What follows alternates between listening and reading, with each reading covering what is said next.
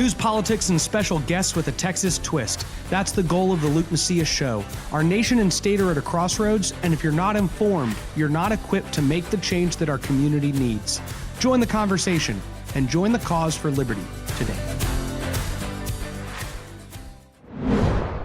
Guys, our sponsor for today's show is Patriot Academy, patriotacademy.com. You have heard me talk about this organization, but this truly is, for many students, a life-altering event. I cannot tell you how many 16, 17, 18, 20, 25-year-olds that have gone to this leadership program and come out with an entirely new direction for their life. You can go to patriotacademy.com to find out where they do these events, but essentially they take these students and they go through a week of being a legislator. They actually debate in the Texas House of Representatives, in the Delaware House of Representatives, Idaho House of Representatives. It's an incredible experience. I have been involved with them. I believe in what they do. In fact, if you contact them and tell them that you heard about them through the Luke Macias Show, I will contribute toward your fee of actually attending. If you know a student that needs to go, that needs direction for their life, they're going to have an opportunity to learn about worldview,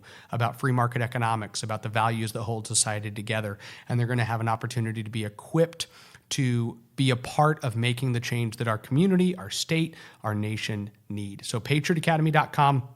We're grateful for their willingness to sponsor this podcast, and we also want to encourage each and every one of you to check them out. Please do so today. Welcome to episode 28 of the Luke Macias Show, guys. This week is our bi-weekly, just quick update on things going on. Next week, we will share a conversation with you. We are actually teaming up again with Paul Hastings and his podcast Compelled to bring you one of the best conversations I think he's ever shared on his podcast, and is with a woman who leads a prison ministry here in Texas.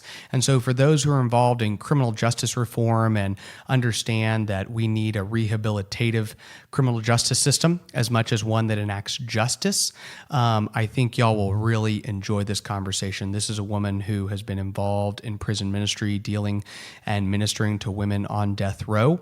And she just shares her testimony and the testimony of people's lives in prison and how they've been affected by the truth and peace that comes through the gospel. And so we are going to share that with y'all next week. And the reason we're doing that is because I am actually on vacation. And for anybody who's following Texas politics for the next 2 weeks, they know that I'm probably not actually going to be on full vacation for the entire time. Unfortunately, I had promised my wife that 2 weeks I was going to be unplugged for the most part, and with everything going on at the Capitol, that's probably not as likely to be the case. In fact, while you're listening to this on Monday, we will be flying out Monday night to go to the beautiful Estes Park, Colorado for 2 weeks with my family and with some friends of ours for a couple days. And so it's going to be an awesome time, which is why next week you're going to get a conversation that Paul was gracious enough to lend us from the Compelled podcast. And I think it's something that y'all will really enjoy.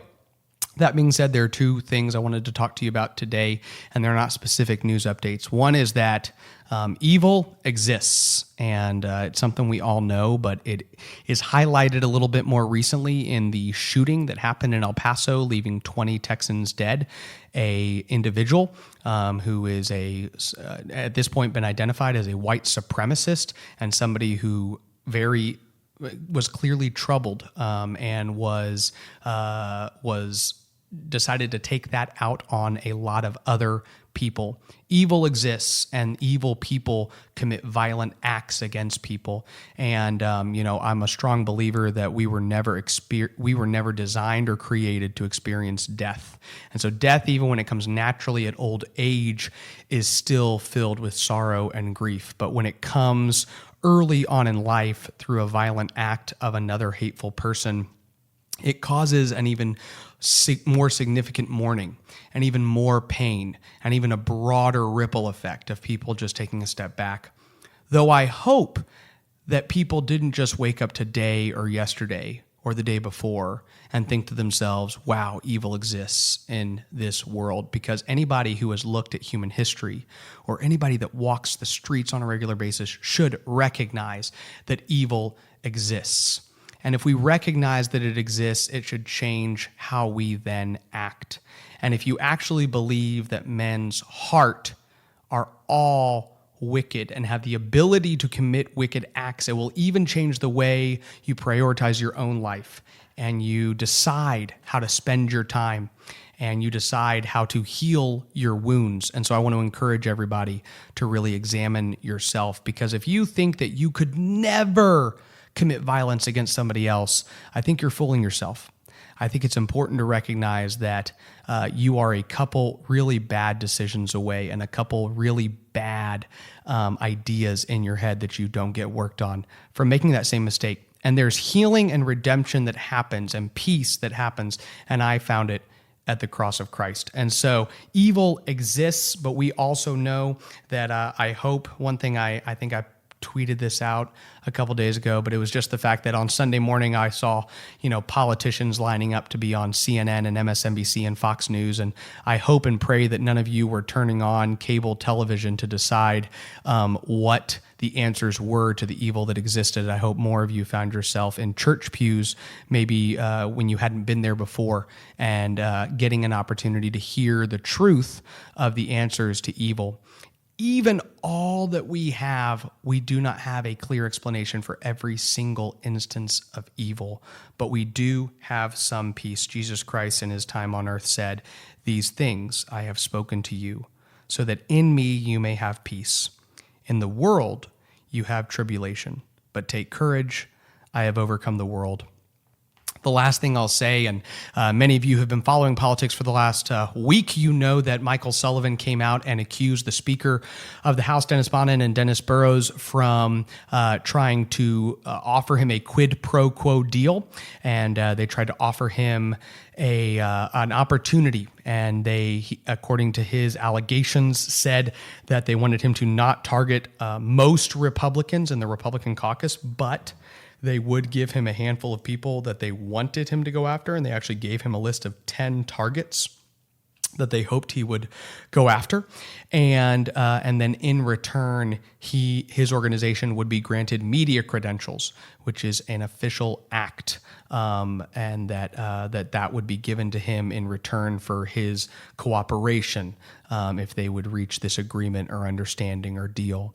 And so that has been probably the only thing that a lot of people in Texas politics have talked about. Michael made these accusations. The Speaker came out with about 3 pages of explanations denying all of the allegations and firmly stating that this did not happen. And then Michael came out and said that he had a recording of it. So for the last week or so, Republican lawmakers, conservative activists, and Republican leaders have had an opportunity to listen to the recording.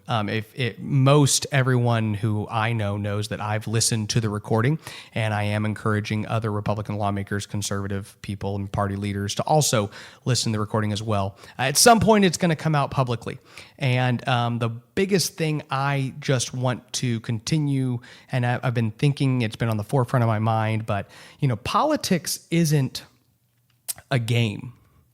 And a lot of people view it as such. If your life isn't politics, you kind of watch it as a game. If you watch it on Fox News and you follow it on Politico and you read some blogs and you get on Twitter, politics is like it's an arena that you're viewing.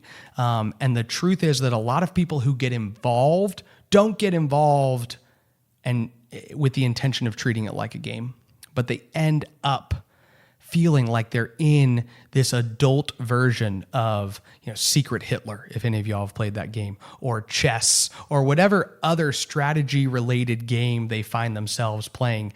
And they forget that everybody's actions are affecting real lives. And your policy is literally life or death policy. If it's talking about the death penalty or criminal justice reform, if you're talking about whether or not we're going to recognize the unborn human beings that are in our society as human beings worthy of protecting, these are literally life and death decisions. And some people can just get so caught up in the theater that it becomes a game. And game and real life are treated very differently. I mean, here is the reality. If I play Monopoly, or I play Secret Hitler, or I play Risk, or I play any of these other strategy games that I played growing up and sometimes still enjoy playing today, I love games. If you come over to my house, I'll play any type of game with you. But it is much less about how you play the game and more about whether you win or not. That's just the truth. If it's a game, that's the goal. That's what you're trying for. You want to win the dice game. You want to win poker. You want to win Secret Hitler. You want to own the Monopoly board. You want to rule the world in Risk. But here's the truth, that when you engage in the political process, and so many people who listen to this, and I got encouraged just this week by several people who came up to me and thanked me. They said they were listening to this podcast on a regular basis. And for those of you doing that, I really am encouraged by your continued engagement. But the truth is that when it comes to y'all's engagement in this situation, it's how you play it. You do not know if you're going to win. You don't enter any of these engagements, whether it's fighting for pro-life policy or fighting to get somebody who you know would be a better public servant in a certain community elected, or fighting against your own incumbent politician who's not doing a good job, or fighting in favor of reelecting somebody like Chip Roy, who's my congressman, who I hope to fight hard to preserve as my representative. You don't know the end of the game. You don't always get to win. But in this real life situation, how you play it is more important than whether you win it.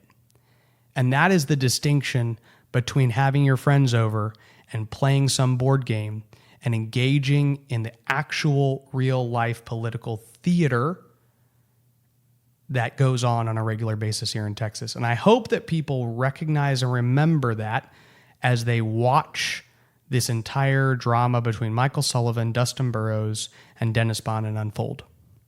Thank you so much for listening. We will have a quick word from our sponsor. Patriot Academy is our sponsor again. They just finished up their entire group. In fact, I got to share a devotion with them. I actually meant to record it so that I could share it with y'all on the podcast, and I'm really sorry I didn't. But the Lord, I think, did impact some lives and impacted my own life through my devotion, which is what I get more out of my devotions, I think, than most people I get to share them with. But I'm sorry I didn't record that. I would have loved to share that with y'all in the next several weeks. But they have completed all of their summer leadership academies. So I would love for y'all, though, to continue to engage with them. If you know anybody across the country who is somebody between 16 and 25, just have them look at the website and sign up for looking ahead into 2020, because it's a phenomenal program. And I saw and witnessed students' lives changed even this week in the Texas Capitol, who showed up and left saying, this is what I want to do. I want to make an impact on my culture. I want to make a difference. I want to engage in the battle, and I feel like I'm more equipped to do it now. So please continue to engage with them. Thank you for listening to the podcast. Leave a review on whatever podcast platform you listen to us on. Subscribe so that you get these on a weekly basis. Thank you so much for tuning in.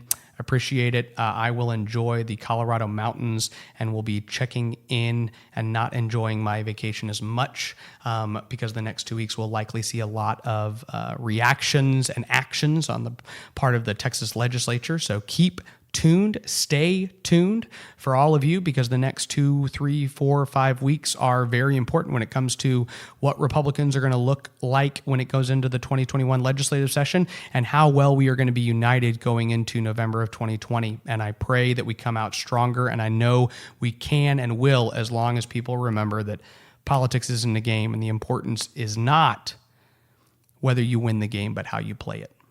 Thank you. Thank you for listening to the Luke Macias Show. If you value this content and want our message to spread, please consider 3 of the following steps. 1, subscribe to the podcast on whatever platform you're listening to us on and leave us a review. 2, visit LukeMacias.com and sign up for our email alerts. And 3, follow Raz and I on Twitter and visit my Facebook page at facebook.com/Luke Macias, Texas. Again, that's facebook.com/Luke Macias, Texas. Thank you so much, and God bless.